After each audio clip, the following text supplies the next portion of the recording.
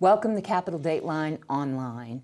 I'm with my guest, Jim Saunders, Executive Editor of the News Service of Florida. Jim, there's been massive amounts of media about the club massacre in Orlando. Very sad event. But out of that, do you think something may come? Do you think there may be a push for gun legislation? Well, I think in Florida, there's obviously a lot of debate, and it started very quickly after the massacre about gun legislation.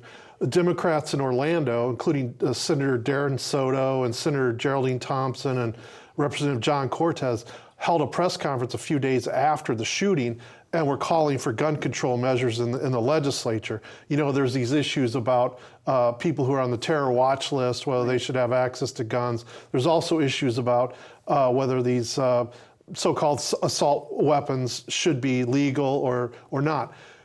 But I think sort of a takeaway was that Republicans are showing no sign of wanting to do anything immediately or far-reaching in terms of these gun control ideas. Which is reflected certainly in the United States, at least in the Senate, the U.S. Senate. We're seeing it on the national level, we're seeing it on the state level. And you know, the Democratic legislators were calling for a special session on the issue, which even before their press conference, the Senate President, Andy Gardner, pretty much said no.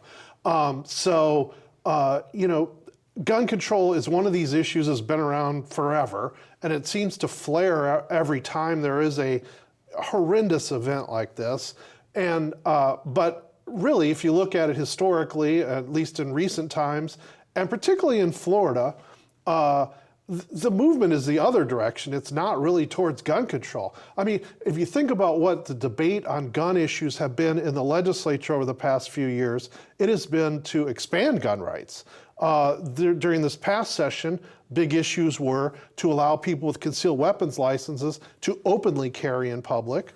Also, people with concealed weapons licenses to carry on university and college campuses. Those were the big gun issues. They were not gun control issues. They were expansion of gun rights.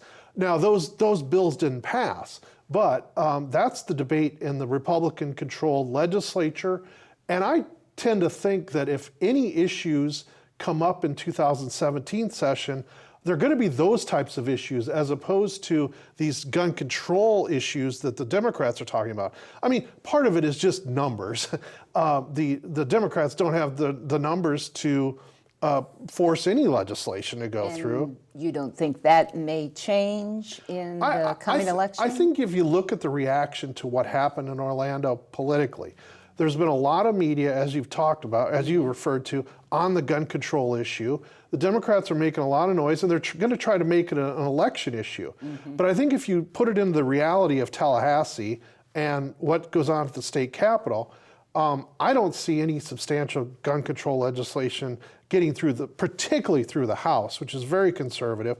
And the House has been willing to, over the past couple of years, to pass legislation like allowing open carry and carrying on college university campuses. I don't see that position shifting a whole lot.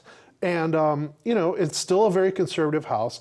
The Senate blocked those issues during this past session, but the Senate wasn't putting forward gun control either. No. So, you know, they may have blocked the expansion, but they're not pushing forward with what the Democrats want. So there's a lot of debate about it at this point. But I don't personally, you know, just in looking at the history of this issue and what we've seen over the last couple of years and the debate, also, not to belabor, but if you look at some of the debate that has gone on outside of Orlando and outside of the national media since this terrorist attack, you know, immediately, there was just as an example, there was a candidates forum in Congressional District 2, which is up here in North Florida. Right. It's in the Panhandle, a Republican stronghold. And a couple days after the attack, you know, the candidates in that race were already talking about gun control is not the answer here. And we're seeing that all over the place in terms of in conservative areas of the state. That is the debate, not how they can do gun control, but they don't think gun control is the answer. And I think that's what's going to translate into the legislative session in 2017. But we are going to hear a lot about this during the elections this year. I mean, the Democrats are trying to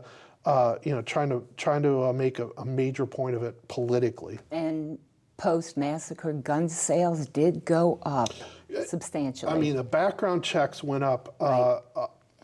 I think twofold, compared to the previous year in the days after the massacre. So there's a lot of people out there who, don't believe that gun control is the way to address this. They are actually trying to arm themselves. Arm themselves, right. So I think that's a very good point. Also, we had a new Q poll come out, and that's the Florida presidential election in Florida. And Hillary Clinton was up by 8 points. What do you think that is behind that jump? Well, it's she went up in May. Quinnipiac University did a poll and showed her up by 1 percentage point, which is essentially a tie. Now this new poll comes out this week, and she's up by 8 points over Donald Trump. A couple things. Independents, this poll shows her having a 9-point lead among independents. That is substantially more than last month when they were essentially tied among independents. So there's been a shift, if the poll is correct, there's been a shift among independent voters to Hillary Clinton. Now, could that be because some of those independent voters were still looking toward Bernie, even though it was over by then, they were still looking toward Bernie Sanders? It could be. I mean, I think part of the thing to think about is that attention is focused now on the general election. I mean, there was a lot of contests in the primaries. The Democrats, as you indicated, Bernie Sanders was still contesting. Right. In fact, he was as of last week, I think. Right. But there was a lot of focus on the primary race as opposed to the Clinton-Trump matchup. Now that's what everybody's looking at. And so independents, they're not part of the primaries, at least those who are not registered with either party. I mean, some people identify as independent and still they're registered with either party. But it shows that there's a shift there, and that's got to be good news for her because Florida, there are battlegrounds. I mean, the I-4 corridor is a swing area with a lot of voters, and there's a lot of independents in that area. That would be good news for her if those votes are coming, or if that support is coming from that area. Another takeaway that from these numbers is her lead among women is just enormous, and it keeps growing. She's ahead by 18 points among women in Florida. Last poll was 13 points. So 5-point difference is fairly substantial, but it definitely shows. I mean, everybody knows she was ahead among women in Florida, but 18 points is a lot. Also among younger voters, even not necessarily young, but 18 to 49, she's leading by 20 points or more among all those age groups. So, Donald Trump has the advantage among older voters. He has definite advantage among white male voters. But she has made a lot of progress in a lot of other areas.